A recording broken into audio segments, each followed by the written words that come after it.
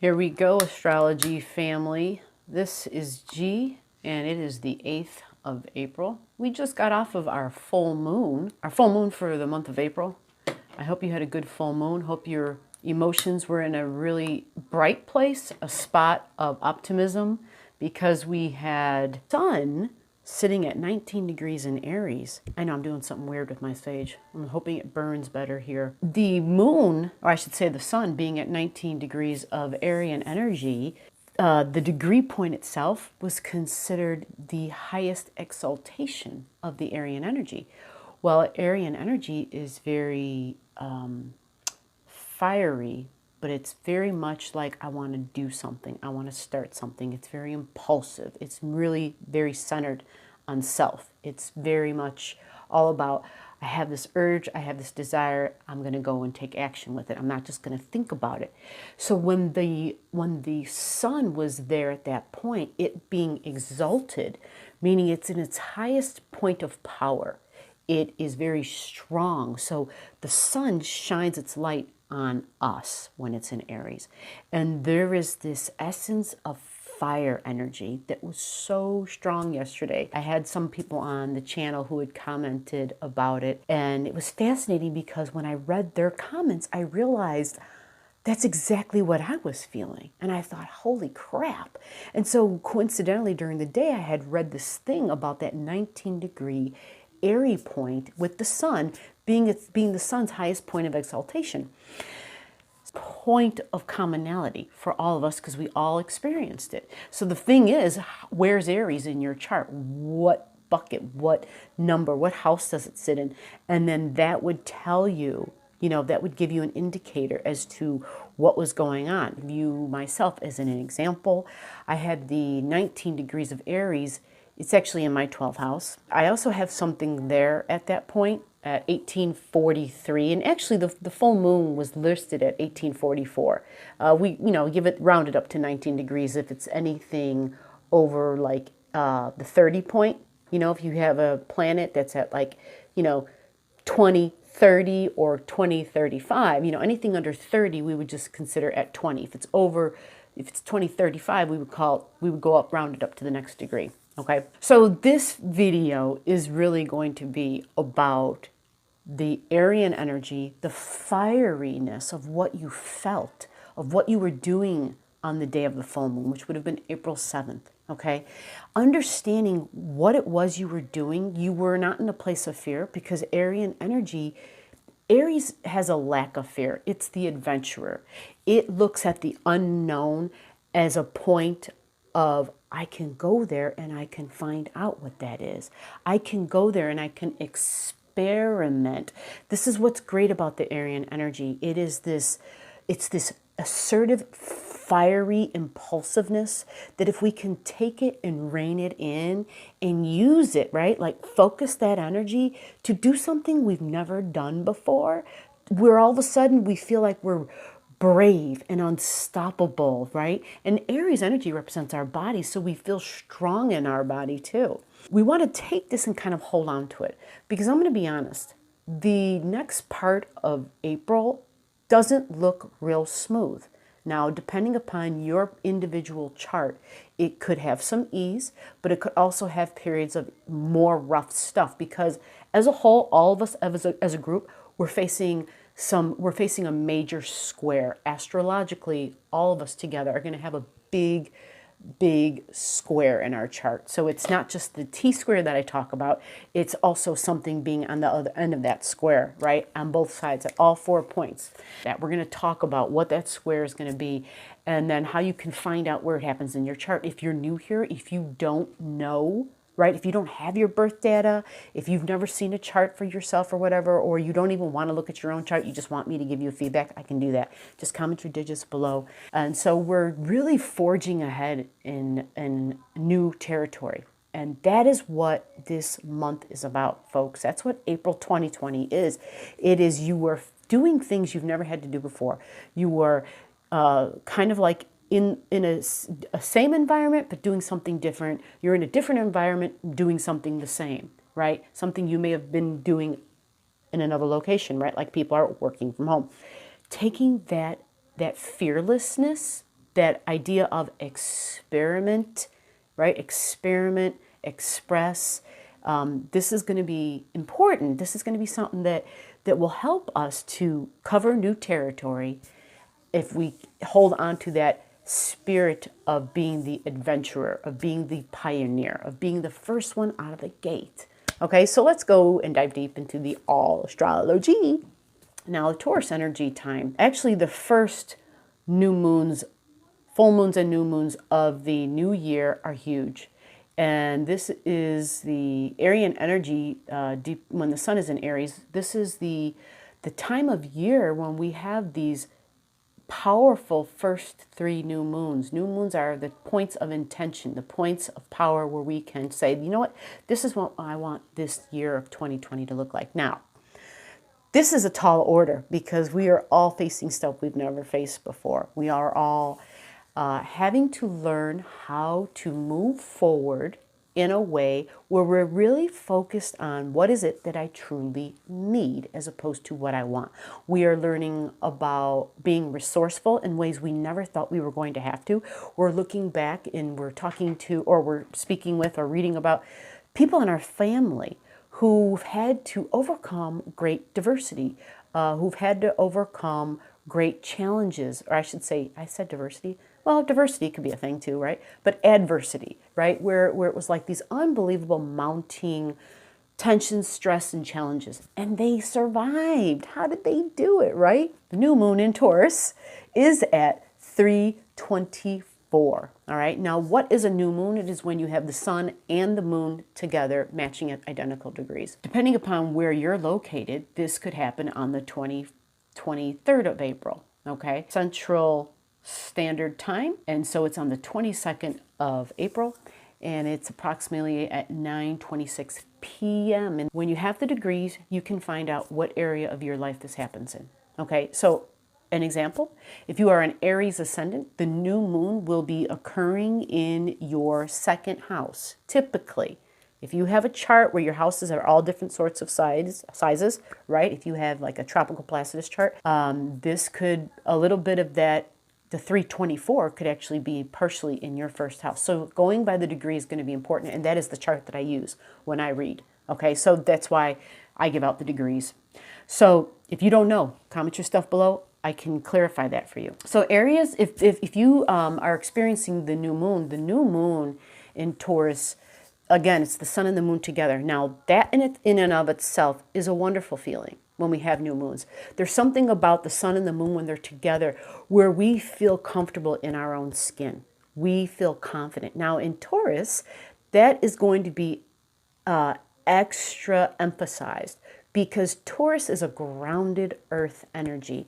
Taurus has this confidence about itself where it feels stable, it feels grounded, it feels that its feet are not on like eggshells. It feels, you have a sense of assuredness because Taurus is what we value.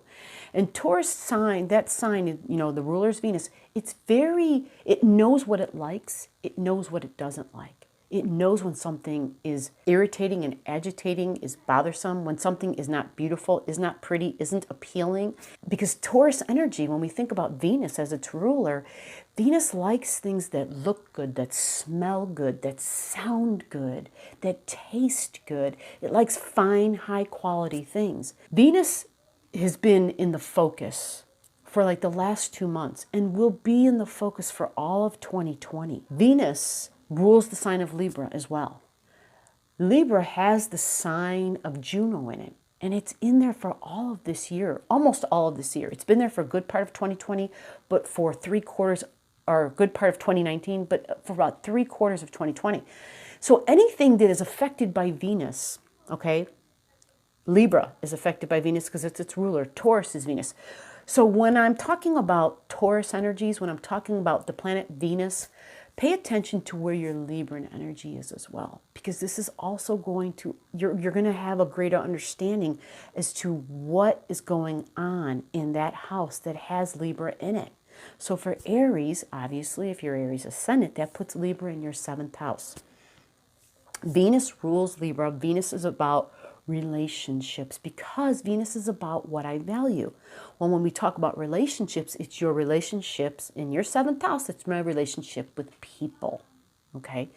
Now, Venus is going to be doing this out of bounds things. Okay. Venus literally actually already began going out of bounds on April 3rd. So when we understand what Venus, what her attributes are, what her virtues are, as well as her vices, this is important, because if Venus likes good things, a vice would be if something doesn't look beautiful, she's like, ew, gross, that's nasty. You know, could be very judgmental, very quick to have zero patience for something that isn't aesthetically beautiful, that isn't aesthetically pleasing. So you want to be aware of not only the positive attributes, but the ones that may be not so positive. Now, when it comes to people, this would be a big deal, because then you understand that Venus is out of bounds and acting extreme right now. So in her extreme mode, Venus can be very giving. It can also mean that your ability to receive can be expanded. You can be getting assistance and help from other areas of your life because Venus is out of bounds. Now, she stays out of bounds for she stays out of bounds until June 2nd. Again, I think this is a benefit for us because we are going to get help and assistance, and we all, you know, depending upon where you live, we have different levels of government assistance because of the COVID-19, because of what we're all experiencing, people not working, people out of work, people sick, people dying, because of these major restrictions that we are experiencing in our life. Now, the new moon happens in your second house if you're an Aries. And so if you're an Aries, that new moon feeling and feeling a confidence of the sun and the moon together is going to be about what you value, because that's what the second house is. This is a nice placement for this new moon because, well, Venus does rule the second house. And so you're feeling very sure, very confident about, yeah, this is what I need to feel at peace. Now, the moon's on top of the sun, sun's on top of the moon, they're together. This is going to add to your emotional stability at this time. This is good news for Aries ascendant. This gives you a feeling of, okay, I almost feel normal. I almost feel this sense of comfort, because that is a big key word for the sign of Taurus. I like the feeling of this for Aries ascendant, but there is a word of caution here because of the fact that a few hours, well, approximately 6 hours later, the moon is going to move. The moon takes 2 hours to move 1 degree. Now, if this new moon happens at 3:23, pay attention to the planet Uranus. It's also in your second house, okay, Aries ascendant. And if Uranus is in your second house, that means in 6 hours, the moon is going to be on top of your Uranus in your second house. Now, what does that mean? That changes everything. All of a sudden, you're going to have having extreme emotions, almost as though you might feel a little on the bipolar side, where you'll have these swings. Now, the swings that you're going to be feeling is going to be more about, I want things that are going to be different. I want something new. I will have way less patience at this point because Uranus is the rebel. Uranus is all about, I don't want to do the shit I've been doing day in and day out. I need to have something fresh and something new. So if it's in Taurus, that could be your food, what you eat. If it's in your second house, which it is, it could be all of a sudden you feel like you have this new value. There's a caution with this, all right, because the moon moves fast. And so once the moon, within a couple of hours, right, within 2 hours, within 3 hours, within 4 hours, it'll be completely past Uranus already. And so something you really thought was of value, in particular a female, because the moon represents women in general, or a feminine energy, if you had this sudden desire for something, if you had this sudden I don't want to use the word attraction, but I will, because it's desire, it's Venus, it's Taurus energy, it is desire. If you had this sudden like wow, all of a sudden I am seeing this person or this thing in a different light, like I never did before. Somehow they look fresh and new to me. And I kind of like that idea. I want to be with them in whatever way that is for you in your life, okay? You may realize that all of a sudden a few hours later, you're like, okay, your mood's going to have changed. Recognizing that what you were feeling when the moon was on top of Uranus is likely going to be very different a few hours later. Okay. And understanding that Uranus is all about doing things different, doing things that somehow seem fresh, doing things literally for the sake of being a rebel, literally for just being different. Now, it's probably a good idea to engage in this activity, whatever it is, provided it's within reason. You're going to want to remember that. Because when Venus is out of bounds, right, she is the ruler of this new moon. When she's out of bounds, it means don't be making babies unless you're prepared to have another baby. It means that Venus and her desire ability can go and just go from 0 to beyond 10 just like that. And you're not even going to be aware of it all of a sudden, right? So it could be, oh, I need chocolate. I need, I want just all the good things, everything I desire. Now, because Taurus and Venus energy and the desire factor is such a big deal, this could be a time where you find yourself maybe picking up addictive habits.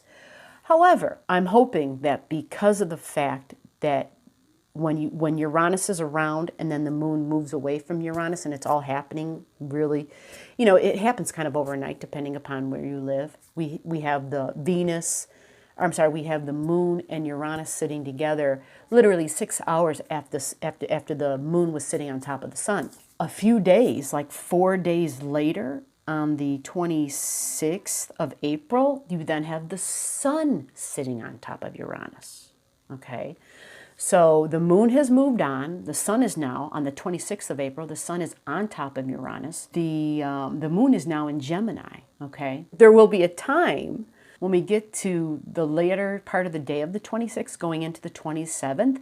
The moon will be on top of Venus. Okay, and the sun in Taurus will be on top of the Uranus. Will still be conjunct the sun on top of Uranus in Taurus. So again, there's all this Venus, desire, what I love, emphasized. Let's talk about what it means when we have the sun conjunct Uranus. Anything different is highlighted because it's Uranus energy. But now it's not so much about an emotional satisfaction. The sun is involved. And when the sun gets involved, the sun is very strong. And so again, we have you have a really strong, there's almost this impatience. There's this, I am not the same as you. I am different than you. I need to be doing something different. I need to be engaged in something that shows how I am different. I need to be expressing in a way. That's the sun. Expressing, the ruler of Leo, the 5th house, your creativity, right? The sun it's what I do to feel joyful. What does the sun do? It radiates beams of light. So when it's conjunct Uranus, it's how can I radiate? How can I express in ways where I stand out, where I am under the spotlight, where the spotlight is on me because I'm different. At that time, depending upon other things in your chart, if you have anything squaring that mark, right? And that would be the sun moving up to Uranus energy, and the degrees are 624 Taurus. If you have anything squaring that, you're going to want to know in advance, okay? Because this is a time when the sun adds power to the Arian energy, and it makes yourself, it makes others in your life impulsive. It makes you want to act on that which you want. And that's the same message basically for the moon on the new moon as well. Because it's Uranus energy, Uranus makes us just want to do things. It makes us feel like, if I don't get out of this room, I'm going to scream, right? And so you go to the door, and even though the door's locked, you're like, how do I get out? You will rip that damn door off its hinges to get out, right? And the sun being there fuels it, it energizes it. When the moon is on Uranus, it's the emotions that energize it. And remember what I'm always saying, emotions are energy. This will also give you an idea as to what happens when you look to the Cancer part of your chart. So for Aries Ascendant, Aries Rising, the Cancer part of your chart literally would be in your 4th house. This is at home. So you're going to feel a bit, your emotions will definitely be getting a zap of independence at home, okay? And that isn't so bad because we're all kind of trapped at home right now, right? And so this may, you be, you might move the furniture around in the house.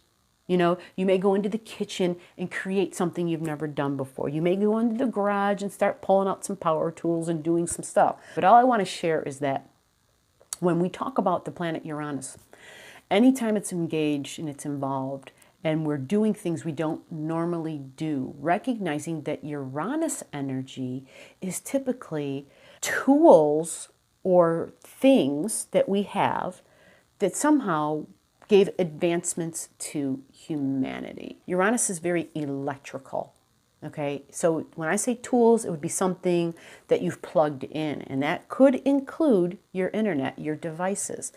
There may be something you do that's new and different with that. Whatever it is, keep it within reason. Always engage your thinking mind. Now, for you Aries, let's talk about what your new moon intention and you're in focus because you have power on this day.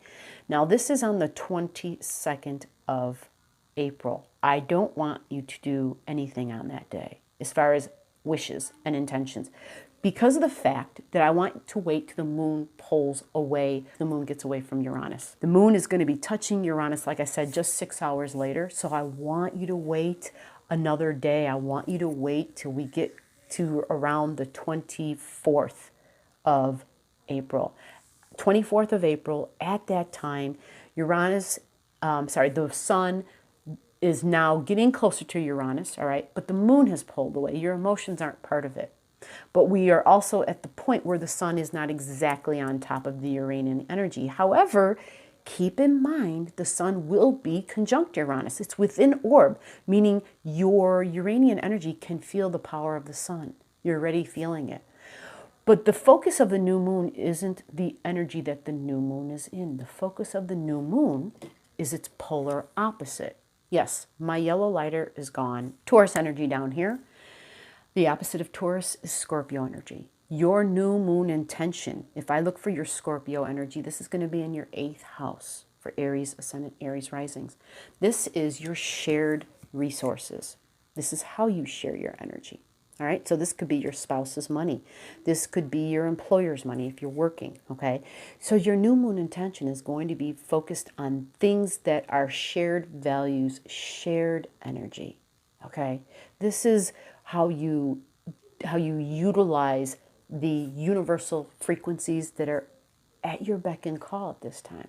A new moon's intentions are powerful. And so when we utilize what we have, right, what tools are in our toolbox, right, we become masters. We become metaphysicians. And that is what astrology is. It's understanding the frequencies, understanding what sort of potentials they have, and how to use timing to coincide with what it is you desire and to bring about your greatest products. And while we are all indoors, I can think of no better time to really hunker down and decide what it is that you want for your future moving forward with those in your life that you have deep bonds with, because that is also the 8th house, but shared resources with shared values. Understand something about the 8th house. It is also a deeply emotional house. When I say deeply, it's emotions in your life that are hidden, okay? Sometimes these can be people who we are connected to that we used to be in relationships with in this lifetime, all right? And so there might be some soul searching that you're doing at this time because Pluto also rules this placement, all right? Mars is a ruler of Scorpio energy, as is Pluto. Now, when I say Mars, well, that's you, Aries ascendant, right? Mars co-rules your 1st house and your 8th house. Again, if you're not sure about any of this, or you just simply need clarity, even if you have a chart in front of you and you feel confident and you want some confirmation, just comment your digits below. I will help you to figure that out. I always look forward to reading everybody's feedback and questions. It helps me to learn, all right? And that's why many times I ask you lots of questions back because this is a constant learning experience for me. Understanding your deep emotional needs and understanding there may be some fear, because that is the 8th house, because it's Pluto. Usually those deep emotions that are buried, there's some sort of a fear there. So for Aries ascendant, Aries, yeah, I think the rain's going to be coming soon. Aries ascendant, Aries rising, what you're going to be doing is honing in, because of all the experiences that we've been having, this lack of income, this instability, not understanding what my future holds, these insecurities that rise up, and our self-values, our self-worths are challenged. And do others value me? Do others, am I brave enough to show the deepest parts of myself? And this is very much when your soul kind of comes through and speaks and says, you know what? We have the time now to focus on ourselves. We have less distractions than we've ever had before. And if we don't, we need to be making sure that we are somehow cutting out time for ourselves. Because if you don't do it during a lockdown, surely, I don't know when you'll do it. This is a time when it's all about that. It's all about the ability to go within and to elevate your own consciousness by taking your own personality traits, goals, desires, fears, and looking at them, acknowledging them, saying to yourself, I can't have an attitude because I am like this. I can't down talk myself because I'm afraid, right? We may be aware of perceived weaknesses that we have, but this is a time when we're being asked to go to that degree of ourself that's unsure, that has a lack of security, that has an absence of love and of unity, and we're going to rein it in. And we're going to say, come here. No matter what happens in the outer world, we're going to be okay. I don't know how, but I just know that we're going to be. And right now, that's all that matters. I have to keep a place of peace here in my heart, and you have to tell yourself that. All right? So for Aries ascendant, Aries rising, this new moon happening on the 22nd of April, I want you to set your intentions on the 24th of April, okay? And I mean, I want you to incorporate every earthy thing you have. Make sure that you're involving the earth and nature, because this is in Taurus. Make sure that if you use crystals, make sure you're using them. If you use essential oils, use them. If you use feathers, if you talk to the animals, if you literally connect with the trees and the elementals, do whatever you have to do. Get your sage, start lighting it, have your fire, try to pull in whatever you can, and if you're someone where you're like, well, you know what? That sounds kind of cool. I'm not sure where to begin. All you got to do is comment your birth stuff. Because by looking at your chart, I can tell you, you know what? This would work really good for you. If you work with these elements, there are things in your chart that tell you where your strengths are, where your ease would come from. And so I want to be able to help people do that. And I'm going to be honest. The latter part of April looks tricky because we have this great cross. We have the transiting north node and the transiting south node sitting right on the world axis point. It's at 0 degrees Cancer and 0 degrees Capricorn. But at the same time, we all, well, maybe you don't know this, but there are 4 world axis points, and they are on all of the cardinal signs. So Aries at 0 degrees, Libra at 0 degrees, Cancer at 0 degrees, and Capricorn at 0 degrees creates a cardinal cross, okay? And the transiting nodes will be at the 0 degrees of Capricorn and the 0 degrees of Cancer energy. So that creates the nodes, okay, setting up a square, re-emphasizing, okay? Now, I get it. The cardinal cross always exists. Do you have a planet there? Do you have an angle there? Do you have a, like an IC or a midheaven? Do you have your ascendant or your descendant at these points? And I'll tell you right now, if you have an ascendant or your midheaven there, you automatically have your descendant and your IC there because they are lines of energy. All right? IC, midheaven, ascendant, descendant. right? So if you've got something close to 0, and I'll give it a 2-degree orb, so between 0 and 2 degrees on your ascendant, or 0 and 2 degrees, we'll go up here, 0 2 degrees on your midheaven, that means you're going to have, and this would be in the signs of Libra and Aries, all right, or in the signs of Cancer and Capricorn. You would likely be feeling this a little bit stronger, because on the day of the new moon, that is where the nodes are. They're at 0 degrees. Now, I also want to mention here that 0 degrees in Cancer is an eclipse point, an eclipse that is coming that happens on the 21st of June. Heads up, we have 2 eclipses in June, people, June 5th and June 21st, all right? And I will do some separate videos to dive deeper into those, but I will, anytime I do your readings for your monthlies and I talk about your signs, I will definitely tell you where that's happening in your chart. So for Cancers, for Aries Ascendant, Aries Risings, your Cancer energy is in your 4th house. I said that at the beginning of this video, and that's at 0 degrees. That's where the eclipse is happening.